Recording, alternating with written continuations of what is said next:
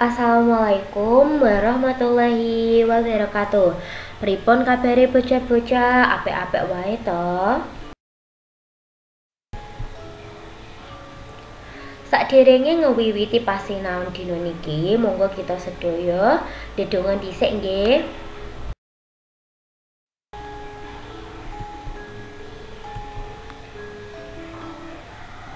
Apa tegese sesorah? Sesorah yaiku andharan ngenani sandengah bab kang diomongake tumrap wong akeh. Wong kang gawe sesorah diarani orator.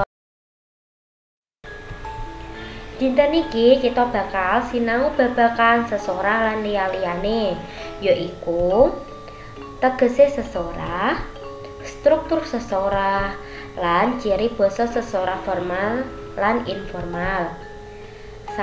Saking KI dan KD niki. KD 3 mengenal, memahami, mengidentifikasi teks pidato, bercerita dan lainnya. Lan KD 1 menulis dan memperagakan teks pidato, bercerita dan lainnya sesuai kaidah.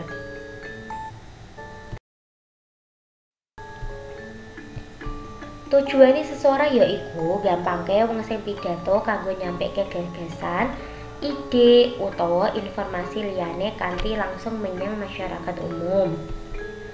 Batesi supaya informasi disampaikan iso luwih padhet lan fokus sehingga bisa nyegah katerangan lan mbeberake informasi sing akeh tembung sajroning pidato. Nyediakake inspirasi kanggo sapa wae sing menehi pidato supaya bisa diramungake miturut pamireng lan kebutuhan para pamireng. Lan antisipasi kedadean amarga ana sing lali apa sing arep diandharake. Iki biasane kedadean amarga wong sing menehi pidato kewedén tataran. Struktur sesorah yaiku salam pambuka. Salam iku dunungé ing wiwitan lan pambukaning pidato. Nomor kalih purwaka utawa pambuka. Isinipun ngajukaken puji syukur marang Gusti Allah Subhanahu wa taala. Nomor 3 surasa basa utawa isi tuturan yaiku bagian iki ngemot gagasan, informasi, ide utawa perkara liya sing diwenehake menyang masyarakat sing ana.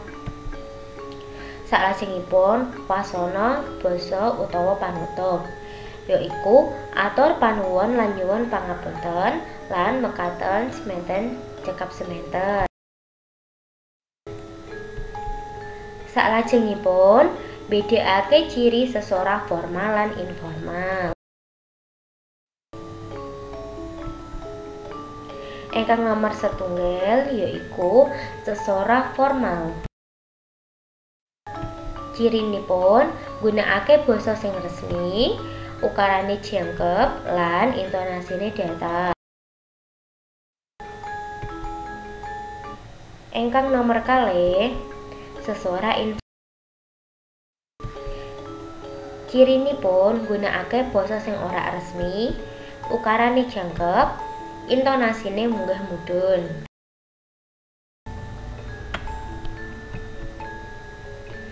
Dan mriki wonten contoh sesorah formal lan informal. Kang pertama sesorah formal.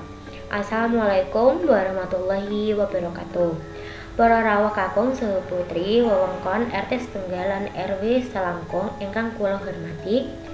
Saderengipun kula matur langkung rumiyin sumangga kula nderekaken tansah muji syukur wonten ngersane Allah Subhanahu wa taala ingkang sampun paring pinten-pinten kenikmatan dhateng kita sedaya. Para bapak saha ibu ingkang kula hormati, boten dangu malih kita badhe mahargya dinten kamardikan negara kita Republik Indonesia.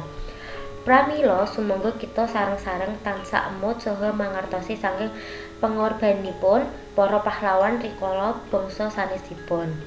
Ingkang nyambut damel inggih ingkang saestu kita saged derek ngisi wontenipun kamardikan.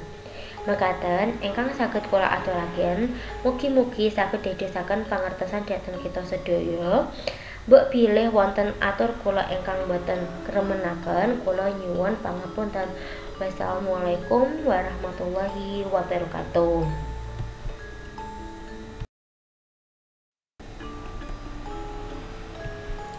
Saajengipun sesorak informal. Assalamualaikum warahmatullahi wabarakatuh. Bapak Kepala Sekolah ingkang kinurmatan, Bapak saha Ibu Guru, uga kanca-kanca ingkang kula tresnani. Langkung rumiyin semoga kita ngaturaken puji syukur dumateng ngarsanipun Gusti ingkang Maha Kuwasa amarga sedaya rahmatipun dinten punika kita saged makempal nglampahi adicara perpisahan sekolah. Para sedherek, saking kula mewakili kanca-kanca ngaturaken sekedhik tembung ing babagan pamitan iki.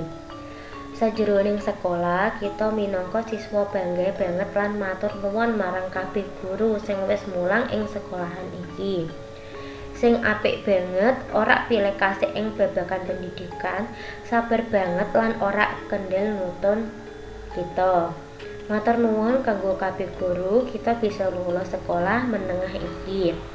Muga-muga kabeh guru sing tanggung jawab mulang ing sekolah iki bisa diwenehi kasehatan sing luwih lan seneng. Uga kabeh kanggo kanca, pancen angel banget pamitan kanggo kowe kabeh. Amarga wis 3 tahun bareng. Nanging aku uga didonga kanggo sampeyan kabeh supaya terus sekolah sing luwih dhuwur. Mimpimu isa terwujud. Pungkasan, aku pengen tansah ngucapke sukses ing kanca-kanca pandongaku karo sampeyan kabeh. Wassalamualaikum warahmatullahi wabarakatuh. Nah, wonten ingkang ditangkletaken saking pembelajaran dinten iki. Saking kula, wassalamualaikum warahmatullahi wabarakatuh.